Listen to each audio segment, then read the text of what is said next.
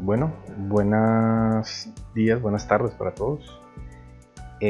A continuación haré una breve exposición de una de las principales características del positivismo y el naturalismo, atendiendo la materia Filosofía del Derecho de la Universidad Cooperativa de Colombia, sede Ibagué. Este trabajo fue realizado por Camilo Andrés Solórzano y quien les habla, Rainel Echeverry Galindo.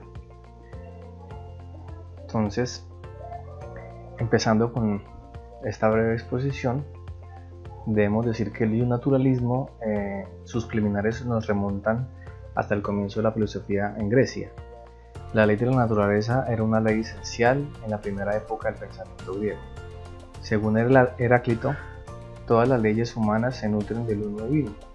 Esta frase del uno divino quiere decir que todo viene de la ley divina. El uno divino es todo era concentrado de la ley divina, eso es lo más importante. El derecho natural se concentra en torno al problema ético material, es decir, a un recto obrar social. Todas las leyes en la polis hace referencia a esa ciudad-estado, ¿sí? a ese grupo de personas o esa comunidad independiente, autogobernada, ¿cierto? Que son más bien de naturaleza divina. Entonces todas las leyes en la polis emanaban de lo divino. En el naturalismo existen dos escuelas que se resaltaron y que pues fueron las más importantes en esa ideología, en esa corriente filosófica. La aparición de los sofistas, la sofística, se encuentra ligada a la democracia. En esa época ya empezamos a escuchar ese concepto de democracia, es decir, que ya la voz de las personas era importante, la opinión de ellas. Formaban la nueva clase democrática, se empezó a formar una clase democrática porque ya simplemente lo que las personas querían exponer, los pensamientos que tenían las personas era de tener en cuenta en el grupo donde se encontraban. Formaba, como le dije, la nueva clase democrática, y Protágoras fue uno de los primeros los primeros pensadores que se pronunciaron respecto a esto. En ella se contiene una verdad supraindividual. Cuando hablamos de una verdad supraindividual, esto se refiere a que el individuo es el que toma sus decisiones y toma sus propias percepciones en un entorno donde hay otros individuos. Sin embargo, él hace parte de ese grupo, pero es lo que él concibe dentro de las cosas, si son buenas o son malas, o son correctas o incorrectas. Es la propia percepción supraindividual. Entonces sale esta frase que dice: para ti todo es tal como te parece, y para mí todo es tal como me parece. Entonces cada quien tiene su propio concepto sobre la realidad. También sale esa frase que dice que lo justo es para cada estado lo que entiende por tal. Entonces aquí hay algunas situaciones, digamos, trayendo la población a la edad actual. Cuando se habla que cada estado es justo lo que entiende por tal. Por decir así, en Medio Oriente, para las mujeres, o está mal visto que una mujer se ponga una minifalda o muestre su cabellera larga, bueno, en fin, ciertas costumbres. Pero por aquí, digamos, hablándolo de Occidente, es muy normal que las personas o las mujeres se vistan de esa manera. Entonces, cada estado concibe qué es lo justo y qué no es lo justo, dependiendo de sus culturas. La otra escuela es el estoicismo, que fue fundada hacia el año 300 a.C. en Atenas. Se habla de que el nomos es el rey, o la ley es el rey, por decirlo así. Entonces, que la ley viene de lo divino y de lo principal, ¿cierto? Entonces es parte integrante de la razón universal, y todo hombre debe actuar en virtud de la razón. Entonces la ley viene derivada del pensamiento lógico, de la razón o del logos que hablamos nosotros. El mundo es un gran estado y en esta la razón natural ordena lo que hay que hacer. Píndaro, decía que la ley es el rey sobre todos los asuntos divinos y los asuntos humanos, y es la pauta de lo justo y lo injusto. Entonces, cuando habla de la ley es el rey, quiere decir que la ley es la que debe ser el punto de partida y el punto de final que marca el camino de los ciudadanos. Pero esa ley viene de una parte divina.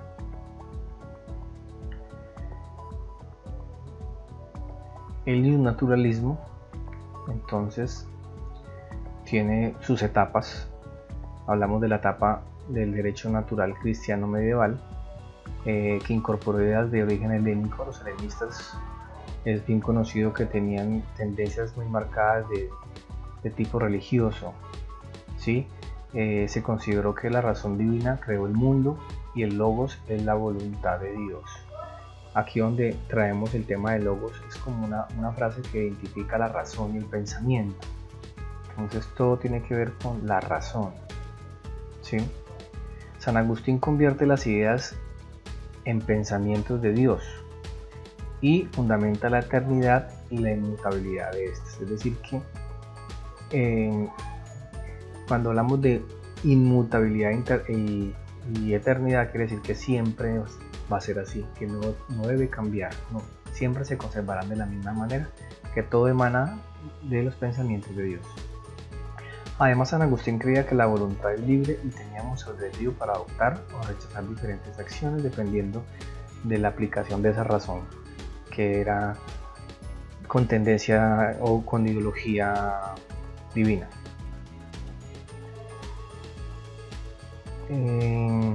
Tenemos el derecho natural moderno. Este se da entre el siglo XVI y XVII. Está separada de la escolástica medieval. Esta corriente está muy marcada por las guerras de ese tiempo. ¿Sí? Hobbes decía que las guerras más sangrientas no tienen lugar por bienes materiales o por espacio vital, sino por problemas espirituales, por fe e ideología. Recordemos que hay bastante material donde se evidencia que las iglesias o la religión causó bastantes muertes en el mundo, precisamente por esas corrientes religiosas, cuando no una estaba en contra de la otra, y pues esto trajo mucha tragedia a nivel mundial. Tiene la conciencia, Hobbes, ¿cierto?, de que el derecho es vital para la conformación de la vida humana. O sea, hay que normar el comportamiento humano para poder vivir en una sociedad. Tienen que existir las reglas, las leyes. En este pensamiento precisa investigar la naturaleza humana y ver hasta qué punto los individuos están dispuestos a constituir una unidad. Entonces, como hablamos de que todo viene de lo divino, todo viene de esa fe religiosa y aplica mucho la razón, entonces hasta qué punto lo que piensa el uno y el otro habría que encajarlo para que pudieran conformar una unidad, vivir en sociedad. Aquí tenemos un enlace sobre un artículo que le hace una crítica precisamente al derecho natural moderno de Hobbes, pero pues omitiré abrirlo porque es un poco extenso, ¿no? Un poco más de 15 páginas, y ya tendrán ustedes la oportunidad de mirarlo en ese enlace. Bueno, continuamos hablando ahorita del positivismo, la otra corriente filosófica.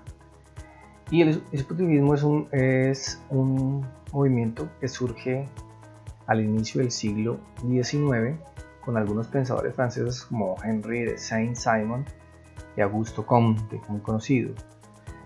También por el británico John Stuart Mill, y entre otros pensadores que tuvieron su época o su incidencia bien marcada en este pensamiento dispositivista. ¿Qué tienen en común que todos estos pensadores aceptan el conocimiento científico y rechazan la metafísica? Entonces, tienen una opinión generalizada de que el derecho válido no es necesariamente el derecho justo, si aceptan el monismo. Bueno, esta frase, el derecho válido, no necesariamente el derecho justo, podemos hacer referencia a esta frase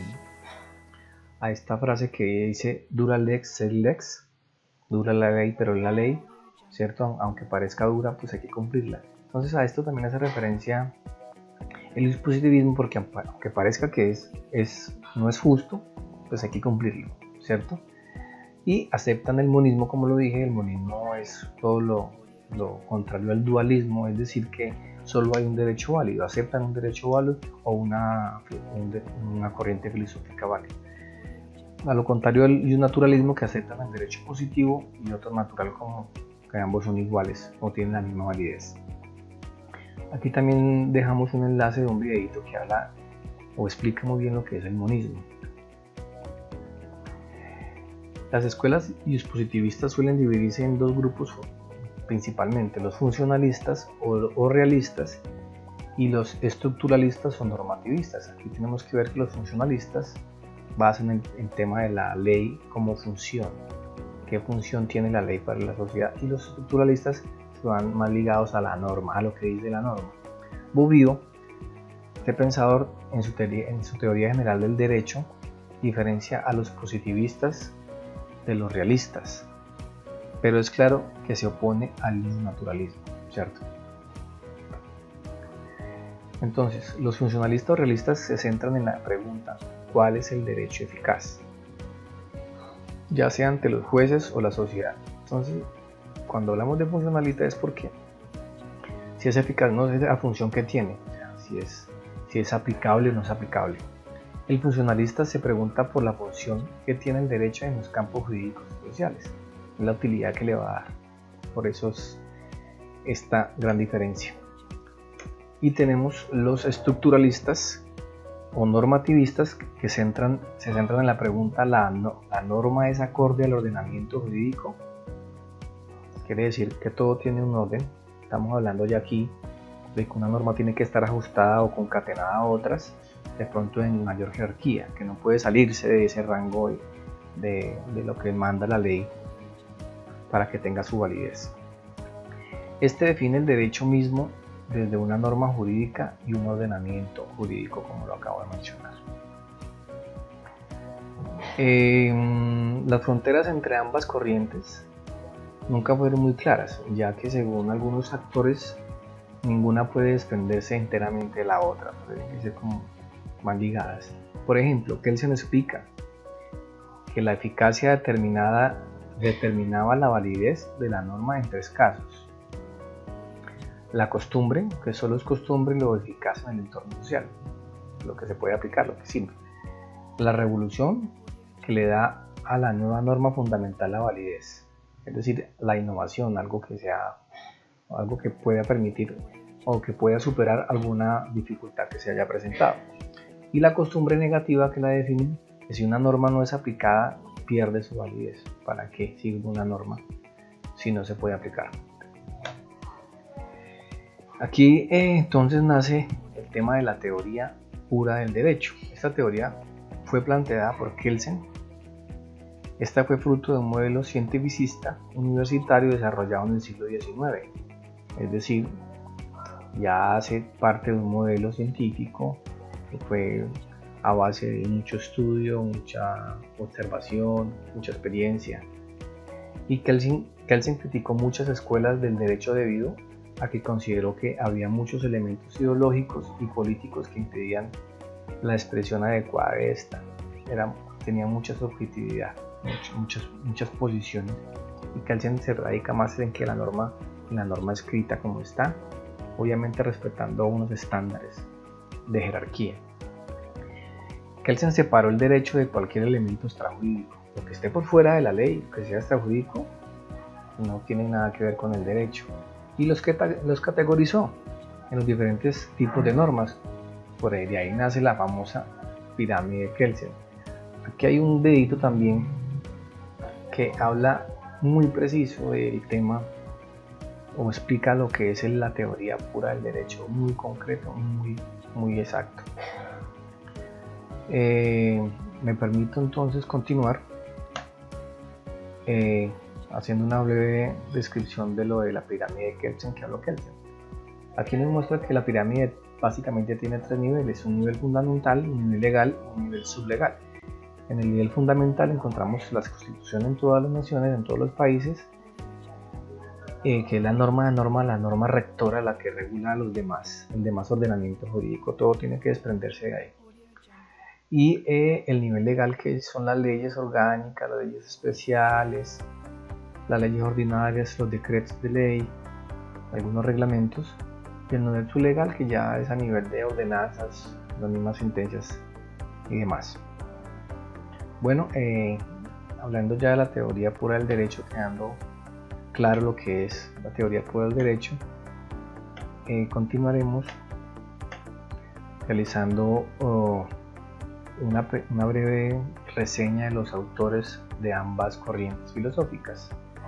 Los principales autores del naturalismo tenemos a Platón, siglo IV a.C. Este profundiza la realización entre política y ética, trata de hacer o de recrear una utopía política donde lo menester es la moral para el bien. Bien moral, dice que el bien moral es la felicidad, ¿cierto? Tomás de Aquino, 1224-1274, en una de sus obras más importantes fue la Summa Theologiae. Para Aquino existían cuatro tipos de leyes: la ley eterna, la ley humana, la ley divina y la ley la ley natural. También hace referencia de una teoría de la virtud. Tenemos también a Thomas Hobbes, 1588-1679.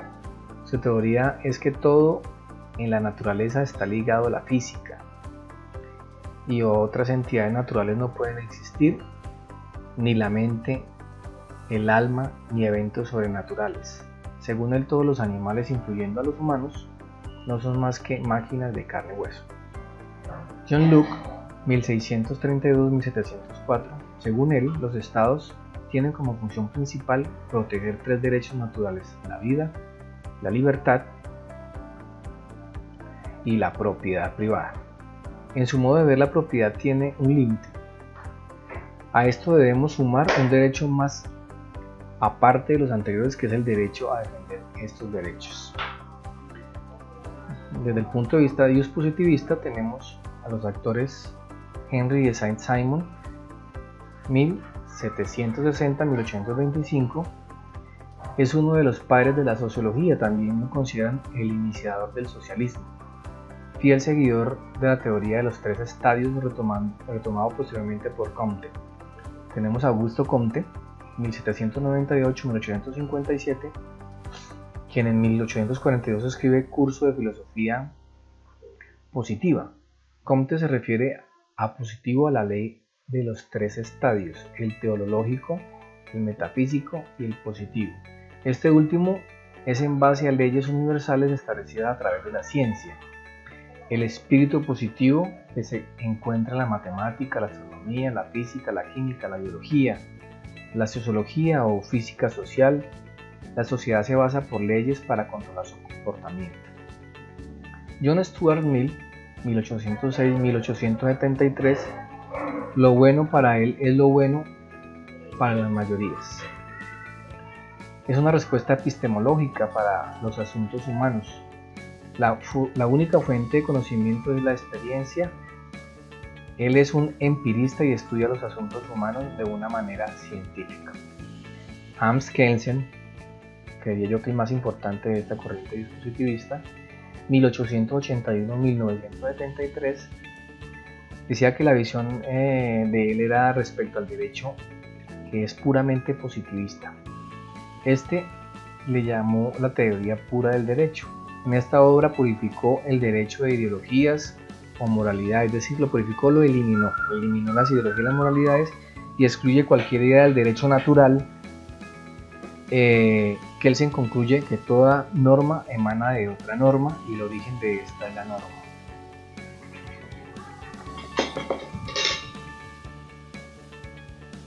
Bueno, continuando con esta pequeña pero nutrida exposición, haré una comparación entre el naturalismo y el positivismo desde sus principales características. El naturalismo fundamenta su validez y dice que radica en lo justo y no justo, mientras que en el positivismo su validez debe ser formal, lo que está escrito. Los principios en el naturalismo son dados por los dioses o por leyes naturales de la razón, y en el positivismo el origen de esos principios es dado por la experiencia humana. En el naturalismo la moral y la ética hacen parte de sus principios básicos. En el positivismo la moral y la ética no son principios básicos para el derecho positivo. En la naturaleza del derecho en el naturalismo está ligada a la realidad humana.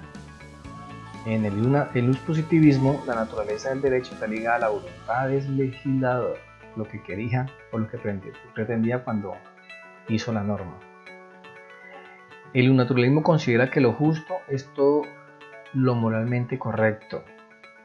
El hombre por naturaleza puede diferenciar entre lo que está bien y lo que está mal. En el positivismo separa el derecho de la religión, moral y política o cualquier elemento que pueda generar su corrupción. Y el naturalismo dice que la justicia no está condicionada por reglas, deberes o sanciones, mientras que en el positivismo el derecho se garantiza por órganos jurídicos al igual que sus decisiones. El derecho natural nos deja algunos legados, de los cuales rescatamos los siguientes. La democracia, ya que el nacimiento de esta va ligada a la escuela sofista, como lo mencionamos anteriormente. El principio de proporcionalidad, propuesto por autores como Cesare de Beccaria. El habeas corpus y la acción de cumplimiento, que fueron usadas en Europa y traídas a América Latina durante la colonia, actualmente son mecanismos de participación o de acción constitucional muy importantes en Colombia. Y también las constituciones del mundo se las debemos al derecho natural moderno, por el tinte que tiene, donde resalta que la persona es lo más importante, por ende pues, los derechos de las personas, es decir, el Estado en función de las personas y no las personas en función del Estado como era anteriormente.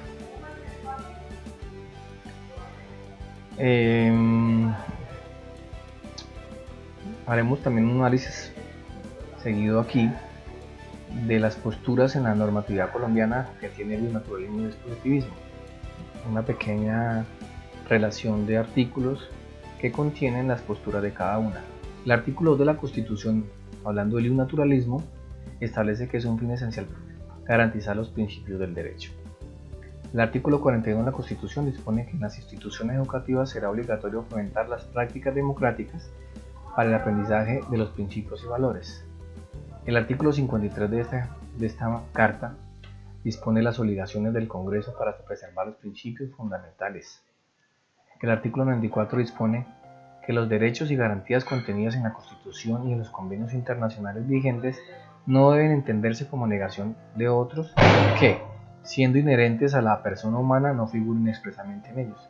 Recuerde que ahí se han considerado derechos que no están taxativamente escritos en las normas, pero que son inherentes al ser humano y por tanto se tienen que considerar y respetar.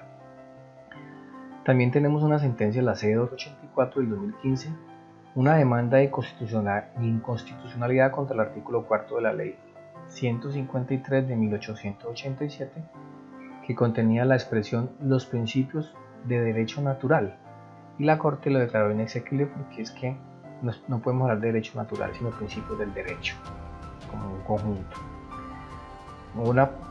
La norma vista desde el punto de vista positivista, tenemos el artículo 230 de la Constitución colombiana, que dispone: los jueces solo están sometidos al imperio de la ley, el famoso imperio de la ley.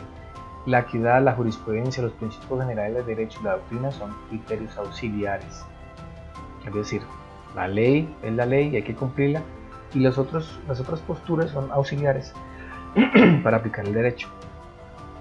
Los artículos 151 y 241 de la Constitución tramitan modos para saber si la ley es válida o no. La primera le da la potestad al Congreso para expedir leyes y el segundo la Corte Constitucional para declararlos exequibles o no de dichas leyes. La doctrina naturalista, la validez nada tiene que ver con la interposición de obligatoriedad o sanción. El artículo 4 del Código Civil colombiano determina la ley como declaración de voluntad soberana manifestada en la forma prevenida en la Constitución Nacional. La voluntad soberana manifestada en la forma prevenida en la Constitución Nacional, lo que esté ahí. El carácter general de la ley es mandar, prohibir, permitir o castigar. Lo que esté por fuera de ello, pues tendrá ocasión a cualquiera de estas características. El artículo 14 del Código Penal colombiano dispone que la ley penal será aplicada a todas las personas del territorio nacional sin excepción. De pronto algunas, dependiendo de su régimen o su cultura, tendrá, pero igual hay que cumplir la norma como está ahí, y todas las personas estamos obligadas a cumplirlas. Bueno, este es el final de esta pequeña ilustración. Espero les haya servido. Que tengan un feliz día.